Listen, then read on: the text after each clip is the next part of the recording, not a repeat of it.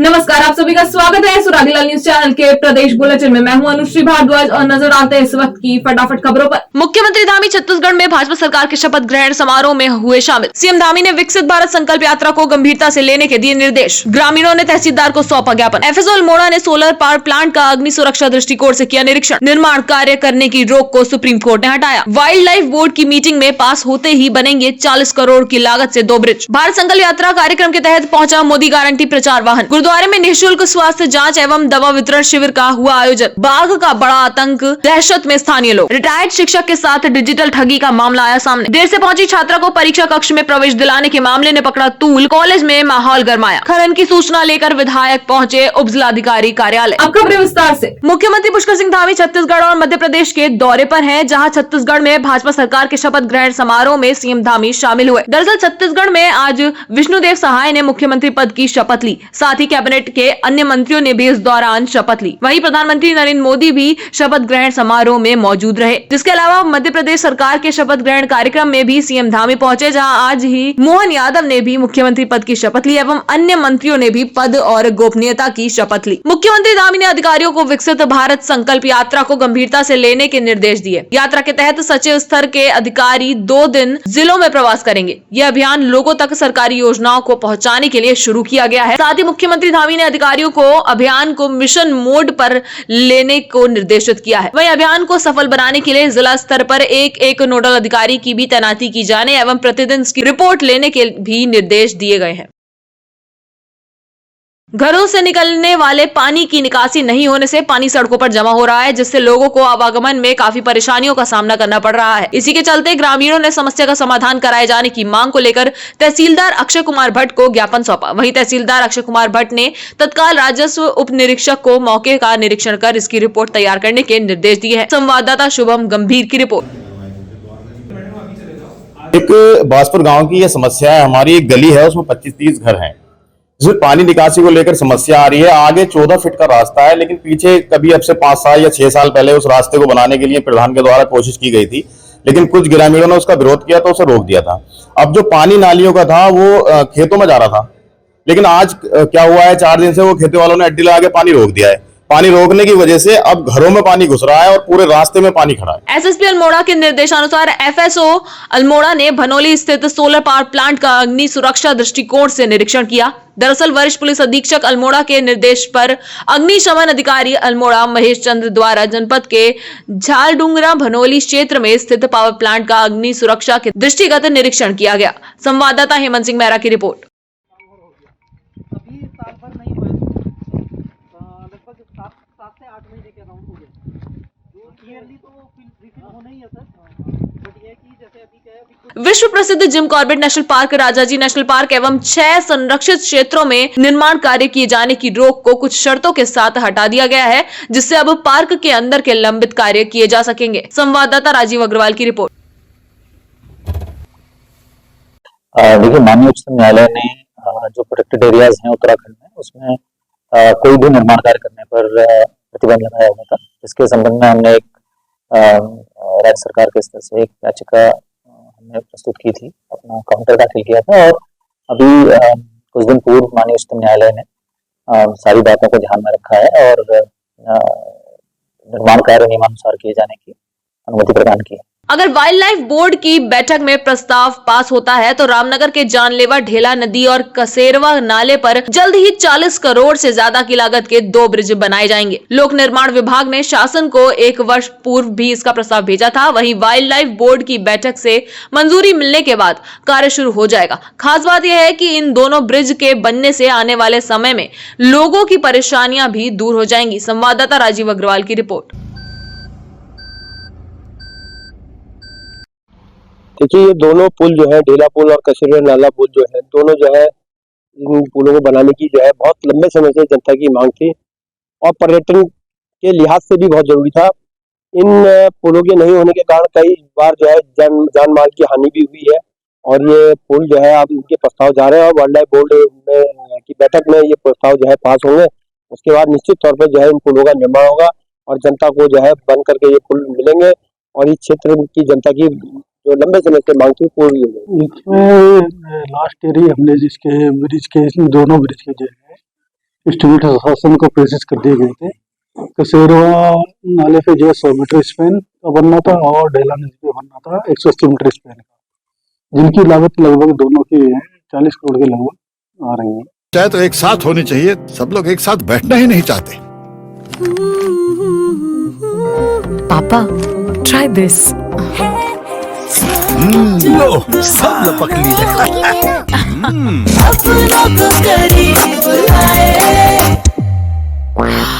ये क्या हाल कर दिया है रूम का? बस कल से चाय। कल से चाहे मेरे रूम में। देवर पान नमकीन। भगवानपुर में विकसित भारत संकल्प यात्रा कार्यक्रम के तहत मोदी गारंटी प्रचार वाहन पहुंचा। कार्यक्रम के दौरान विभिन्न विभागीय अधिकारियों ने उपस्थित ग्रामीणों को केंद्र तथा प्रदेश सरकार द्वारा जनहित में चलाई जा रही कल्याणकारी योजनाओं की विस्तार से जानकारी दी। साथ ही तमाम जन समस्याओं का भी मौके पर निस्तारण किया गया। संवाददाता दुर्गेश तिवारी की रिपोर्ट।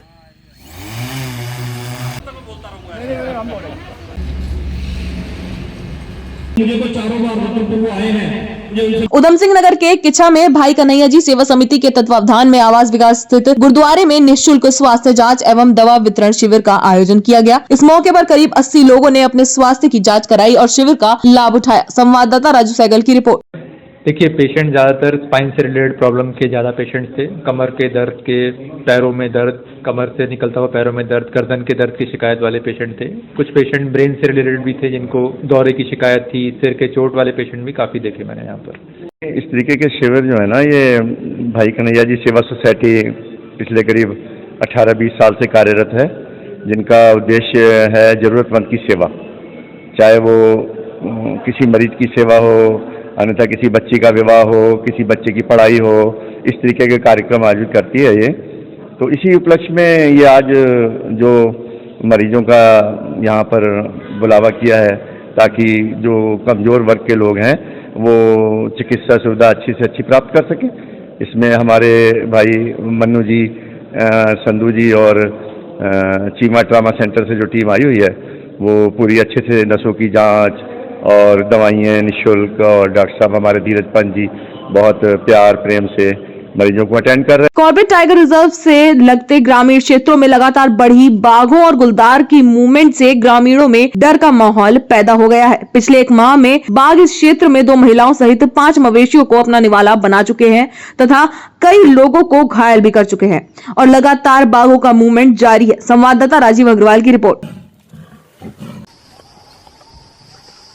देखिए, जिस तरीके से बाघ ने 2-3 महीनों में जो है 2 महिलाओं को अपना निवाला बना लिया और 7-8 लोगों को घायल कर दिया है, और अभी सूचना मिली है कि हाथी के एक बच्चे पर भी अभी कुछ दिन पूर्व बाघ ने हमला किया है और विभाग जो है हाथ पर हाथ धरे हुए बैठा है। कोई भी बाघ को पकड़ने की उनकी कोशिश सारी नाकाम दिखाई दे रही है, जिसमें लोगों में आक्रोश है।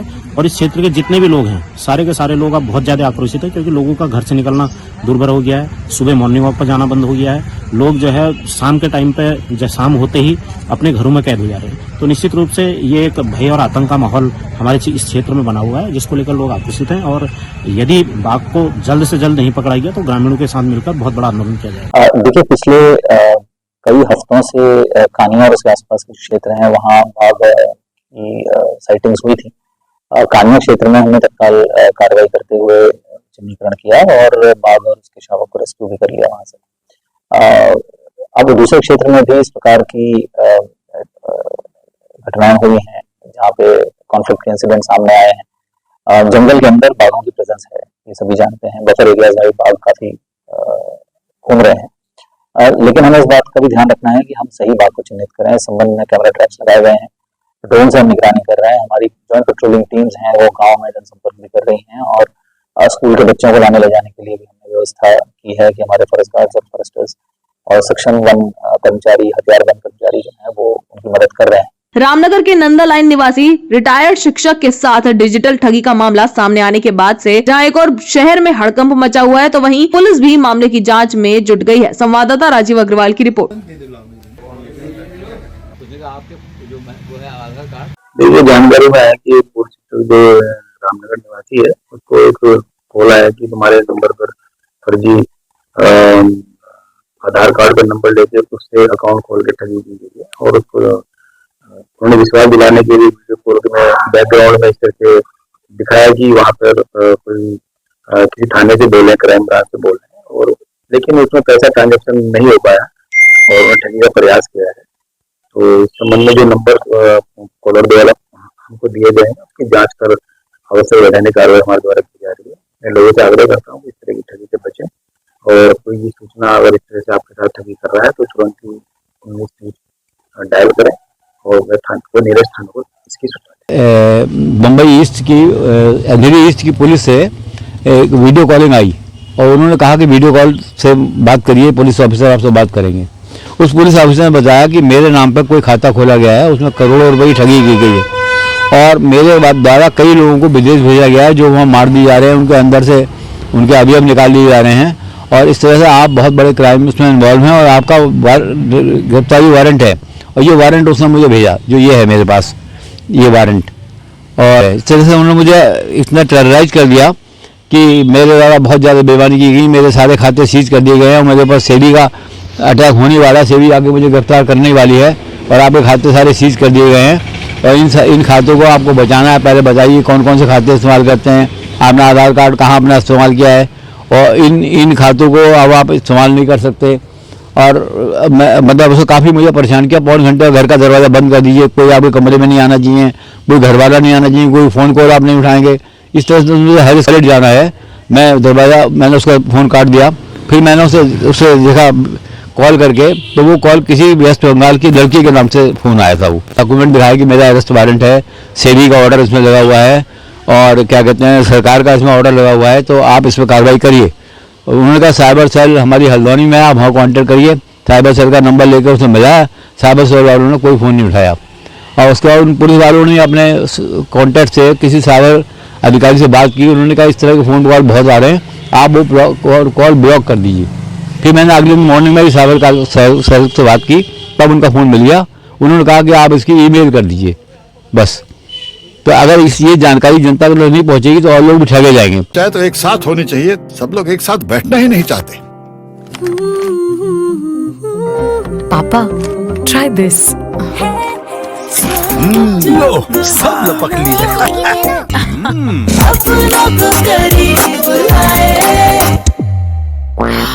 ये क्या हाल कर दिया है रूम का? बस कल से चाय कल से चाय मेरे रूम में। देवर पान नमकीन। एमबीपीजी कॉलेज में मंगलवार को परीक्षा में देर से पहुंची छात्रा को परीक्षा कक्ष में प्रवेश दिलाने को लेकर एक छात्र नेता और सहायक प्राध्यापक के बीच झड़प हो गई। छात्र विक्रम बिष्ट और सहायक प्राध्यापक SN सिद्ध ने एक दूसरे पर आरोप लगाते हुए भोटिया पड़ाव चौकी में तहरीर दी, जिसकी पुलिस जांच कर रही है। वहीं आज एक बार फिर इस मामले को लेकर कॉलेज का माहौल गर्मा गया जब छात्र नेता विक्रम बिष्ट अपने समर्थकों के साथ धरने पर बैठ गया। इसी बीच प्राचार्य प्रोफेसर NS बनकोटी ने उसे धरने पर बैठने से रोका तो वह आत्मदाह की चेतावनी देने लगा, जिसके बाद प्राचार्य द्वारा इसकी सूचना पुलिस को देने पर पुलिस ने मौके पर पहुंच काफी देर गर्मा गर्मी के बाद आखिरकार छात्रों को शांत कराया। संवाददाता दीपक अधिकारी की रिपोर्ट।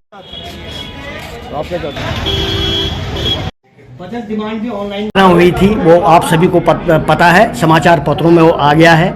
मामला दोनों की तहरीर थाने में चली गई है और लड़का आज महाविद्यालय में पहुंचते ही फिर कुछ लड़कों के साथ मेरे पास आया कि मैं धरने में बैठता हूं। मैंने उसको बिल्कुल भी अलाउ नहीं किया कि मैंने कहा जब मामला थाने में चले गया है तो तुम्हारा धरने में बैठने का कोई औचित्य नहीं है। देखिए, वर्तमान समय में कुमार विश्वविद्यालय की BA BCom BSc प्रथम सेमेस्टर की परीक्षाएं चल रही हैं। इसी बीच में जितने भी हमारे छात्र नेता हैं, जितने भी हम सीनियर्स हैं, हमारा ये काम रहता है कि जो हमारे जूनियर्स भाई बहन यहाँ पर पेपर देने आते हैं पहाड़ से, प्लेन से, काफ़ी बच्चों को सीटिंग के बारे में नहीं पता चल पाता है। उसी क्रम में हम रोज सीटिंग यहाँ पे बताते हैं। कल उसी क्रम में ये कार्य हुआ है। कल एक लड़की हमारी जो बहन है वो मुक्तेसर से आई, जबकि पेपर 9 से 12 बजे के बीच में था। यूनिवर्सिटी का ये नियम कहता है कि आधे घंटे तक बच्चे को पेपर दिया जा सकता है। उसके बाद भी हमारे कॉलेज प्रशासन ने, अन्य टीचरों ने, प्राचार्य जी ने 1 घंटे का समय दिया था। लड़की 9:23 पर परिसर में आती है, जबकि SN सिद्धू सर, जो कि परीक्षा ड्यूटी में भी नहीं थे, SN सिद्धू सर ने उस बालिका को रोका। उसी बीच हमारा ये भाई विक्रम सिंह बिष्ट उसको वहाँ पे लेके गया, 3 बार उसको भगाया गया और कहते हैं कि आपको अंदर बैठने नहीं दिया जाएगा। तो हमें समझ में नहीं आता है कि उनको एग्जाम ड्यूटी में बैठाया क्यों, जब उनको यही नहीं पता है कि आधे घंटे तक तो नियम है। उसके बाद ये सर का छठा केस इस कॉलेज के अंदर है। आप किसी भी बच्चे से या किसी भी टीचर से आप उनके बारे में पूछ लीजिए, उनका फीडबैक ले लीजिए।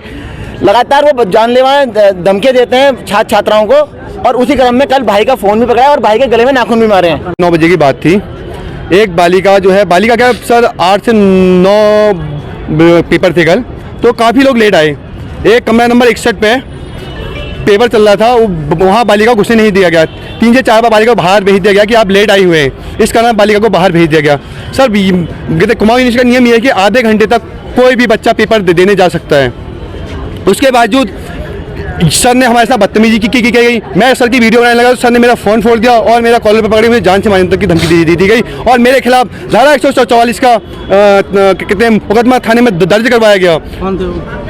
NS सिद्धू सर है और मैं जानना चाहूँ कि धारा 144 का उल्लंघन उस दिन क्यों नहीं किया गया जिन कॉलेज में प्रोग्राम था, बच्चों के पेपर चल रहे थे या ढोल नगाड़े बजे, गाड़ियाँ आई, उन्हीं धारा 144 का उल्लंघन नहीं किया गया। आज मेरे एक बालिका को पेपर दिलाने के चक्कर में धारा 144 का उल्लंघन किया गया। जनपद उधम सिंह नगर के जसपुर क्षेत्र में फीका नदी के किनारे हो रहे खनन को लेकर बीते रोज तहसीलदार जसपुर द्वारा मौके का निरीक्षण किया गया था, जिसमें जिस खेत से मिट्टी उठाने की अनुमति थी उसके अलावा दूसरी जगह से भी मिट्टी उठाई गई थी, जिस पर कार्रवाई करते हुए मौके से JCB मशीन को कब्जे में लिया गया। वहीं इस पूरे मामले के बाद आज क्षेत्रीय विधायक आदेश चौहान उप जिलाधिकारी जसपुर कार्यालय पहुंचे, जहां विधायक द्वारा अवैध खनन को बंद करने पर जोर दिया गया, साथ ही खनन माफिया के खिलाफ कार्यवाही करने की बात कही गई। संवाददाता दीपक चौहान की रिपोर्ट। ये दो जगह बिस्तर लगाएंगे वहाँ अपना सोएंगे सब वहाँ।